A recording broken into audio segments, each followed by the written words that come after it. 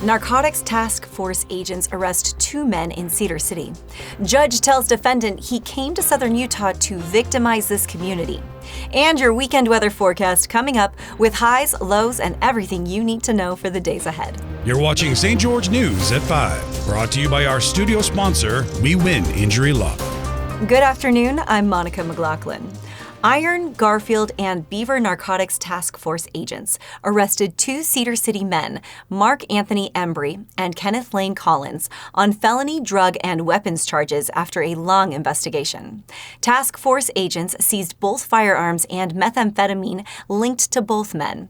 Court documents allege Collins traded stolen weapons for drugs, and both men present a clear danger to the public, with calls for them to be held without bail.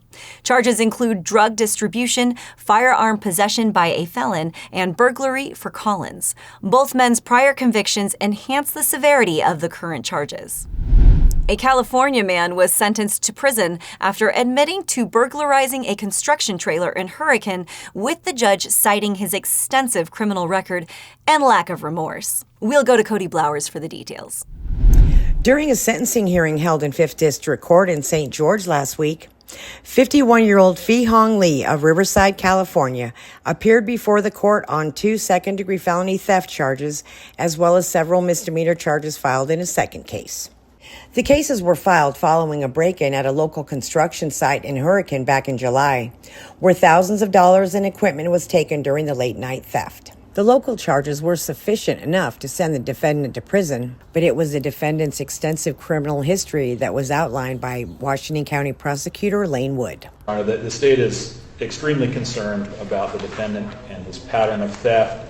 They go on, they talk about him being a multi-state offender with multiple theft-related crimes, that he'd served prison in both the state of California as well as the state of Texas. A 1991 conviction for robbery and burglary charges, where it looks like he served approximately 14 years in prison. Mr. Lee expressed no remorse or empathy for the victims. I don't think that the defendant is amenable to probation, and I think that the only alternative that this court should be left with is to impose the underlying prison sentence. Thanks, Cody.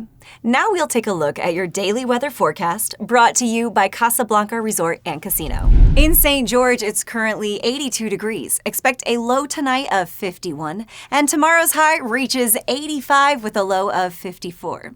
And for Sunday, we're looking at a warm 83 degrees during the day and down to 59 at night. For Mesquite, current temperatures hover around 87 with a low tonight of 57. Tomorrow brings a high of 90 degrees and a low of 60, while Sunday we'll see a high near 87 and a low around 64. Cedar City is cooler, currently at 69, with tonight's low at 43. Tomorrow's high is forecast at 75 degrees with a low of 49, and Sunday's high will be 73 with a low near 53. A new collision repair class at Beaver Dam High School, spearheaded by local business owner Sean Hogan and Dixie Technical College, is giving students hands-on training for a high-demand career. Here's Nick Fiala for the full story.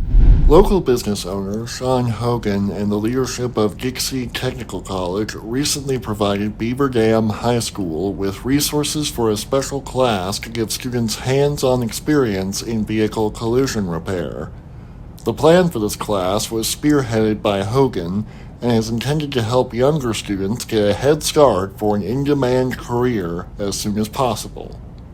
This new class at Beaver Dam High School is intended to prepare students to enroll at a college, such as Dixie Tech, to eventually become certified repair technicians. In addition to giving the school advice, Dixie Tech's leadership also donated a professional-grade paint booth to the school. Vehicle collision repair is in high demand here in southern Utah. Everyone involved in this new class hopes it will help to fill a gap in workforce development and provide students in the region with a clear and achievable path to a stable and rewarding career. Thanks, Nick. Laverican celebrated the grand opening of its new Rim to River Trail, offering scenic views of the Virgin River Canyon and access to popular parks and trails. For more on the community impact and construction challenges, here's Stephanie DeGraw. The Laverican Rim to River Trail officially opened Thursday with a ribbon-cutting ceremony.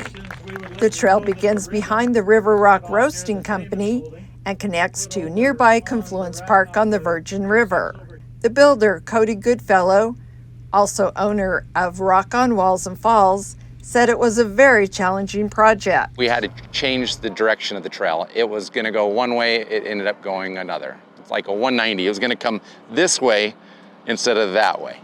So that was kind of a change in the middle of the project.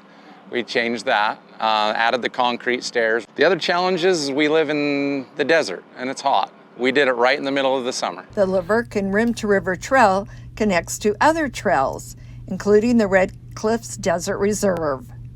Laverton City Councilwoman Patty Wise said developing trails is good for everyone. Trails are super healthy for a community because it gives people private time or group time at their discretion to get out and get away from the busyness of lives.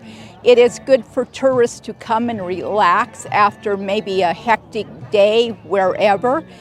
But Laverton is blessed for the geography that we have. Thank you for watching St. George News at 5. To learn more about our studio sponsor, We Win Injury Law, go to wewininjurylaw.com. I'm Monica McLaughlin with St. George News, your #1 source for local news. This has been St. George News at 5, brought to you by We Win Injury Law.